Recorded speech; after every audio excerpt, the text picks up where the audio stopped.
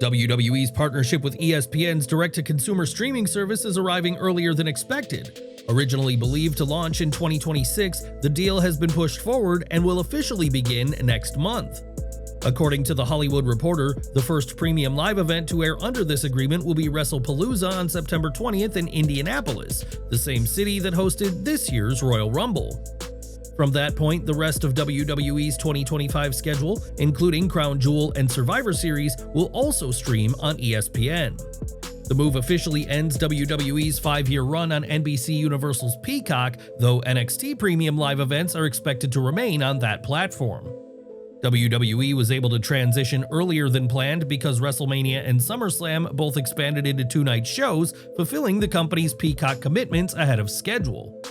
A new agreement will still keep fresh main roster content on Peacock, though details on those shows have not yet been revealed. Triple H has presented the ESPN deal as a milestone moment for the company, stating, "On September 20th, WWE and ESPN are coming together for a can't-miss event to kick off our new partnership. The biggest superstars in WWE, the biggest brand in sports media. Are you ready?" PW Insider has reported that WrestlePalooza is being lined up as a blockbuster event with matches such as John Cena vs. Brock Lesnar and Cody Rhodes vs. Drew McIntyre expected to headline.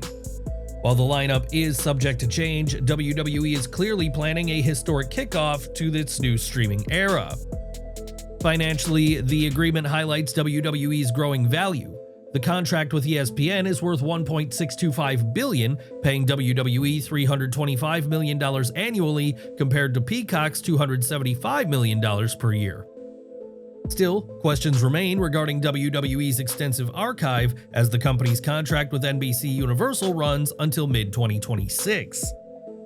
Reports indicate that Clash in Paris will be the final PLE on Peacock, but speculation continues about where the library could end up, with YouTube among the rumored options. Alongside this transition, WWE also confirmed a career-defining announcement: John Cena's retirement date. In a joint release with NBC, it was revealed that Cena's final match will take place on December 13, 2025 during Saturday night's main event, airing exclusively on NBC. His opponent has not yet been announced, but the show will mark the official end of Cena's legendary career inside the ring. Do you believe ESPN is the right long-term home for WWE's biggest events, or should the company have stayed with Peacock? Now, Chris Jericho's future has quickly become one of the most talked about subjects in wrestling, with fans speculating that a WWE return could be on the horizon. Despite all the buzz, reports indicate that his name has not surfaced in any official WWE creative discussions to this point. According to Fightful Select, sources inside WWE confirmed that Jericho's name has not been brought up during the creative process. If conversations about him have happened behind the scenes, they have not come from within that department. This follows a recent PW Insider report noting that Triple H and Bruce Pritchard have been keeping their creative plans close to the chest after dealing with a number of leaks in recent months. With so much secrecy in play, it's difficult to know exactly what the company might be considering. The report also added that Triple H himself is advocating for Chris Jericho and possibly even pushing for Edge's return as well. Importantly, Jericho is said to still be on good terms with WWE, which keeps the door open should the two sides decide to reunite. The timing of this speculation is significant, as Jericho's AEW contract is set to expire this December. Many within WWE reportedly believe that a return is inevitable once his deal comes to an end. Jericho hasn't dismissed the possibility either, admitting in interviews that he would consider a WWE comeback at some point in the future because he doesn't want to close off any opportunities. He even fueled speculation himself by liking a social media post about returning to WWE, though for now, there are no creative plans in place. With his AEW contract winding down and WWE weighing its options, Jericho's next move remains one of the most intriguing stories in wrestling. The question is whether he will close out his legendary career in AEW or step back into WWE for one final run. The Wyatt Six have been on a roll since capturing the WWE Tag Team Championships, and it looks like the company has their next major storyline lined up. According to a report from Bodyslam.net, WWE has been working on plans for a feud between the Wyatt Six and MFT for some time, and that rivalry is now expected to officially kick off in the near future. Although the report from Body Slam didn't set an official timeline for when the feud will begin, the first signs were already teased last week. During SmackDown, cameras caught Eric Rowan of the Wyatt Six watching MFT, a subtle yet deliberate signal of what's ahead. How WWE handles the booking of this rivalry will be crucial, as fans are hoping for a storyline that highlights the unique strengths and identities of both factions. NXT has been riding a wave of momentum in recent months, and the brand is already looking ahead to its next premium live event. WWE hasn't officially announced it yet, but according to Post Wrestling, NXT will stage No Mercy in Fort Lauderdale, Florida on Saturday, September 27th. This show will mark the first time since April that NXT has held a major event without direct competition from AEW. Recent specials such as Battleground in May, Great American Bash in July, and this Sunday's Heatwave all ran head-to-head against AEW pay-per-views, making No Mercy a unique opportunity for the brand to command full attention. Last year's edition of No Mercy delivered one of NXT's most memorable moments with the highly anticipated debut of Julia, a night that surpassed expectations and set the bar high for what the event can deliver.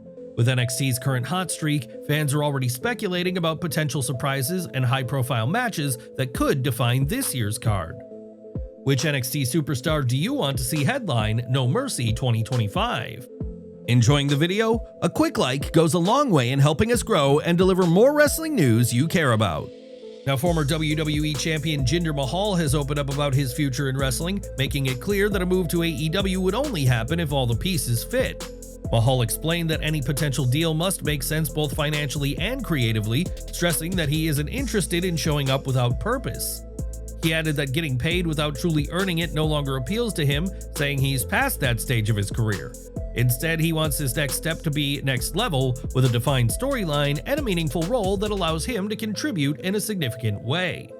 This mindset isn't new for Mahal. Earlier this year, he noted that whether it was WWE, AEW, or elsewhere, the offer would need to come with enough zeros on a piece of paper and a strong creative direction.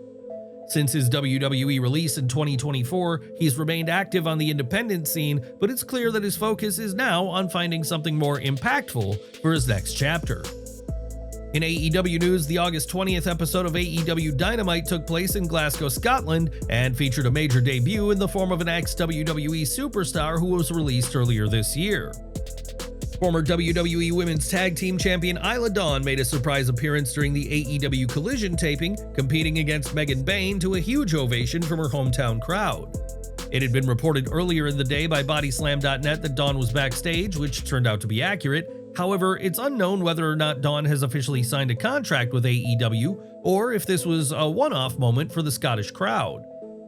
Dawn was released by WWE earlier this year, and since then she's been working regularly on the independent scene, primarily in the UK, to ensure she remains in ring shape as she continues her career outside of WWE's spotlight.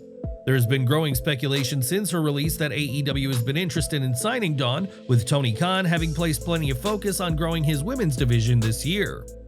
What do you think? Should AEW sign Isla Dawn and give her a spot in their women's division if she ends up debuting? Sound off in the comments. This weekend, the AEW X NJPW Forbidden Door event will take place on August 24th, and Khan is stacking the card to ensure it's a must-see show. Audiences have been wondering about Bryan Danielson's status.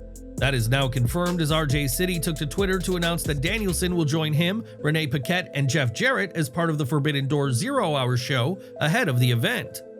The American Dragon made his return to the company at All In Texas, taking out the Death Riders as he got physical in a major way, but he then backtracked and made it clear that didn't mean he's back as an in-ring competitor. While some fans might be disappointed that Danielson won't be wrestling on the card, having him on the 0-hour panel means he will at least be involved, and it adds some extra star power to the event. However, there's no doubt that audiences will be watching the pre-show even closer with Danielson's involvement to see if there's any way that he will get involved in Forbidden Door. Do you think that Bryan Danielson should wrestle again at AEW Forbidden Door, or is it better that he truly retires from in-ring competition? Sound off in the comments. AAA producer Savio Vega has addressed the growing speculation about Karrion Kross possibly joining the Mexican promotion following his WWE exit. Speaking on the Unscripted podcast, Vega made it clear that any move involving Kross would have to go through WWE itself. He explained that AAA operates under the WWE and TKO umbrella, which means that the company does not have the authority to independently negotiate with talent coming out of WWE. Vega acknowledged the fan buzz around the idea, but admitted it isn't a realistic possibility right now. With AAA's roster already packed and the promotion heavily involved in events like Worlds Collide and upcoming shows in Las Vegas, Vega said there isn't room to add someone like Kross at the moment. To say yes, I'd be lying, he explained, though he stopped short of ruling it out in the long run, leaving the door open for a potential future move. For now, Kross is moving ahead on the independent scene. His first confirmed post-WWE appearance is set for WrestlePro on September 21st, a booking that signals the beginning of his next chapter outside the company. The question, however, still lingers, will WWE eventually bring him back, or could promotions like AAA find a way to feature him down the line? Do you think Karrion Kross should fully commit to carving his path outside WWE for now, or is waiting for the company to call him back the smarter move? On Monday Night Raw earlier this week, Paul Heyman stunned the WWE Universe by claiming that Tommy Dreamer should be dead, and ever since, fans have been waiting with bated breath for his response. During the most recent episode of Busted Open Radio, Dreamer made it clear that he wasn't upset by Heyman's comment, and he even noted how Braun Breaker didn't know that he was still alive, which he was also fine with. Dreamer did point out that he was trending third on X throughout Raw, which he found cool, as the name-dropping gave him another moment in the spotlight. He said, "If a mention of your name is used to get heat from the crowd and they turn, I think it's great. I have no problem with my name being used like that or in any way. You get it all the time. Someone pulls out a Singapore cane, boom, Tommy Dreamer. I'm okay with all of it. I don't acknowledge anything. What are you going to retort with? I'm alive? You're welcome that you need to use me. Someone who doesn't work there hasn't worked there to get yourself heat, and that's awesome. I think it was a great shot to build up, and guess what? Your guy lost." Dreamer's response once again proved why he is one of the most well-respected veterans in the business. He simply brushed off the remarks and found the positives in the situation. Despite the long and difficult history Dreamer has had with Heyman, he didn't take it too seriously, and that's a positive situation. Do you think Paul Heyman went too far with his should-be deadline, or was it just good heel heat? Sound off in the comments. We will now be providing some highlights from AEW Dynamite this week, but we will not be reviewing the entire show. This is also a major spoiler alert for Forbidden Door this weekend, so please skip ahead if you don't want to know. Will Ospreay appeared on Dynamite to deliver some unfortunate news. He isn't cleared for action at Forbidden Door. However, he'll still be wrestling on the show as he made his steel cage match a lights out encounter. Ospreay warned that he's risking everything in a bid to get revenge against the Death Riders, adding even more stakes to his match this weekend. Jon Moxley then turned up with Marina Shafir, Claudio Castagnoli, and Wheeler Yuta, but they were followed by Mike Bailey, Kevin Knight, and Hiroshi Tanahashi as they looked to even out the odds. The two teams wasted no time as they brawled against each other until the referee announced that the match was beginning, and even though there was an interference from the Bullet Club War Dogs, it wasn't enough to stop Tanahashi winning with a high-fly flow. The brawl didn't stop though, as Paragon ran off the Young Bucks, with Darby Allin then popping out of a body bag, evening the odds and getting a huge ovation in the process. It was Allin who made the difference too, jumping onto everyone with a coffin drop to ensure the babyfaces stood tall at the end of the match. However, when it comes to Will Ospreay, it's hard to determine how badly he's hurt and what is legitimate and what is part of the storyline, but he has informed fans that he needs surgery after Forbidden Door. Ideally, it will not be a serious procedure for him, especially since it can take a long time to recover from neck surgery. He delivered the promo with passion and emotion, reminding people just how talented he is when it comes to delivering promos. It was clear that he was working in a limited capacity on Dynamite, but he managed to avoid working overly hard throughout as he protected himself ahead of the pay-per-view. Jet Speed impressed during the match and worked well with Tanahashi to please the audience, while the chaotic nature of things gave people a sign of what's to come, while the War Dogs' involvement was also interesting to see. It provided an exciting and wild opening quarter for Dynamite overall, with fans loving what they were seeing. It was especially clear that they loved Ospreay as they sang his theme music and serenaded him after his music stopped. He received a huge cheer from the crowd when he mentioned a Greg's sausage roll, which is a popular food item among British people. Additionally, AEW had Bryan Danielson open the show as he was on commentary throughout the night. There was another major injury announcement on this show during a segment to promote Adam Copeland and Christian Cage's upcoming tag team match at Forbidden Door. They spoke to Tony Schiavone as the two of them cleared their differences and vowed to help each other, which is when Kip Sabian and Mother Wayne interrupted to reveal that Nick Wayne has broken his foot, courtesy of Christian. Fortunately, they have a plan B and the match will still be going ahead, as the Prodigy revealed that the returning Killswitch is going to replace him. That's when the masked wrestler appeared out of nowhere to take out Copeland and Christian with chokeslams. The segment was unfortunate for Wayne, but it ultimately proved entertaining, as it was fun to see Copeland and Christian together again, while also addressing how they've changed in recent years. Right now, they're just working together through necessity rather than friendship, with Cage seeing his former friend as an ally to deal with this problem at the moment. Meanwhile, the return of Killswitch was a fun surprise, especially since he'd been going through such a serious health issue ahead of this, with his size and strength bringing a different threat to this match. Wayne's injury is obviously disappointing for his immediate future, but hopefully he'll not be out of action for too long. He said that he'll be out for weeks rather than months, which is a positive sign in that regard. The Prodigy facing the Patriarch remains a major match for the future, but it will just have to be delayed for now. The World Tag Team Title Tournament final took place on this show as well, with FTR taking on Brodido, and FTR had several tricks up their sleeve to slow the momentum of their opponents. The match was a lengthy one as it hit the 30-minute time limit before the ROH World Champion Bandito could hit the 21-plex on Dax Harwood to get the win. That led to Bobby Lashley and Shelton Benjamin appearing to stare down their Forbidden Door challengers, which sets up a huge encounter for the weekend. The final proved to be an insane match though, as the two teams put on a clinic inside the ring, setting a high bar for Forbidden Door if they want to live up to these expectations. It was certainly the match of the night for Dynamite, although it's a shame that there wasn't a clear winner, and having the champions defend their titles in a triple threat is a strange decision. Given that the tournament had been ongoing for over a month, not having a definitive winner is a choice that will frustrate many people. However, both teams will provide exciting challenges for Lashley and Benjamin.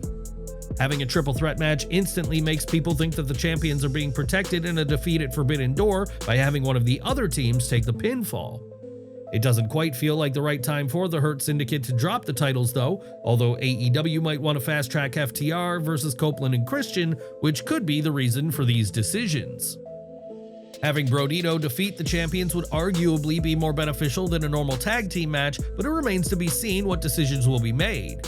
Brody King found himself busted open in this match after Stokely Hathaway hit him with a pipe, which forced the referee to clean him up a few times to ensure the situation wasn't too serious for him.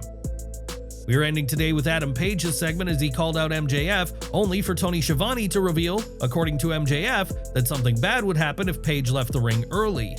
MJF then appeared on the screen alongside Ricochet and GOA, threatening to set Mark Briscoe on fire unless the champion agreed to 3 new stipulations for their Forbidden Door match. Those stipulations were: the title can change hands via disqualification, it can change via countout, and MJF doesn't need to execute his contract to get his match at the pay-per-view. Page opted to save Briscoe, and he agreed to it all. Page then went to the back, but MJF had disappeared. However, his plan had come together and worked perfectly, as he found a way to totally change their upcoming match. MJF now holds all the cards in this scenario, as he can win the title in various ways, and he has a contract for another title match at another point in time whenever he wants. It creates a difficult challenge for Page this weekend, as he'll need to control his emotions in the title match in order to retain it, all while dealing with any additional tricks that MJF has.